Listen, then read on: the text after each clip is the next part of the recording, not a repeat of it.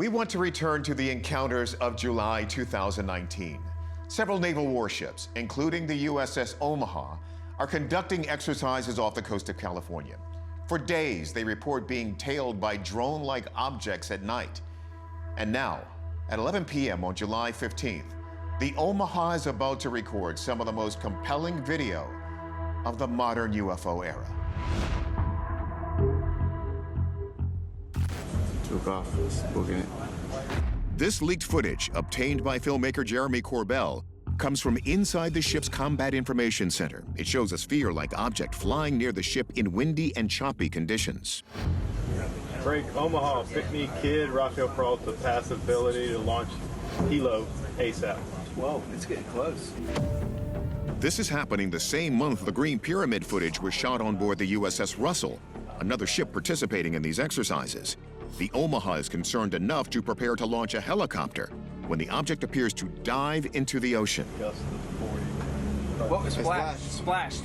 Mark bearing and range. Unconfirmed reports say the Omaha and a nearby submarine proceeded to search the water for signs of the object, but found nothing. The crucial element in this video is the plunging into the ocean, classifying this as a so-called transmedium UFO, an object that appears to possess amphibious capabilities. In other words, a USO, an unidentified submerged object. This is a belief based on data, based on what other navies, including our own, have seen in the ocean. So it's possible that these unknown objects are playing cat and mouse with our own submarines. USOs have been documented by the U.S. Navy for decades, including the famous Aguadilla incident off the coast of Puerto Rico in 2013. In that case, a DEA plane recorded this footage of an object circling the airport, then heading out to sea and entering the water at high speed, then re-emerging.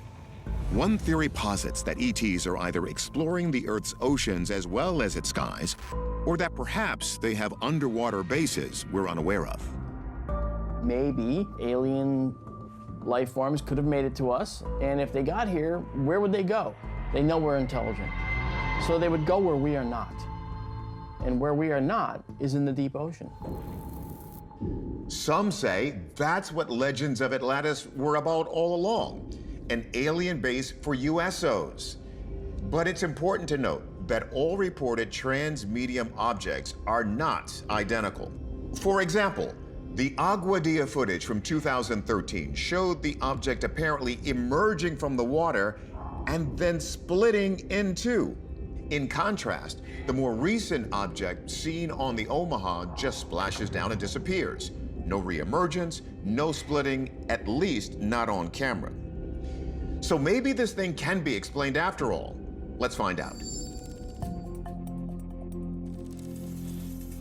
Could it be a parachute flare? Unlikely, as it's moving across the water horizontally. A weather balloon. No material was recovered in a search of the area, and a balloon would not lose its infrared heat signature that fast upon hitting the water. We can see it maneuver from right to left. We can see it ascend abruptly. You know, all of that is pretty inconsistent with any types of balloons, whether it's even an atmospheric testing balloon, that type of thing. You know, if it's moving lighter than air, it's going to be carried by wind currents, but it's not going to have a propulsion system. There's not going to be a thrust that sends it into different directions. You notice it moves across the water with some speed. A balloon wouldn't be moving across the water at high speed just to stop. So it's not a balloon, in my view. Unlikely it's a plane. The object has no wings, and because it was captured on a thermal camera, we can see that its temperature is even on all surfaces. If it were a jet, it would appear much hotter at the rear exhaust nozzle. How about a drone, launched by an adversary trying to gather intel on our aerial defense capabilities? It takes a large drone that's about the size of a plane to sustain flight time for hours. But these evidently were up in the air for hours, plaguing the ships. And the Navy says they still can't identify them. If it was a drone, were they trying to tease the U.S. military? They wouldn't give away technology like that. They wouldn't let on that they had this technology. They haven't shot at it. They haven't done anything to it whatsoever. Yet it's falling and eventually landing in the water. But what about when it hits the water? Even if a drone split apart on impact, you'd still expect the pieces to show up in the thermal image. Instead, it just seems to disappear. This object went into the water where any other type of aircraft, there should have been a crash, there should have been some debris. However, none was found. So we've ruled out almost every possible earthly explanation. But we have to seriously consider that this object might have been a foreign military asset. On the other hand, how likely is it that the U.S. military would be unable to identify such objects no matter how sophisticated they might be? Like the government, we're calling this a genuine UFO. But the report's vagueness leaves the topic wide open for further debate. That's why the UFO community is now clamoring for further disclosure, especially about those other 141 incidents that haven't been made public. We are eager to see where we go next. But for now, it might be wise to consider that when you look up at the night sky, someone might be looking back.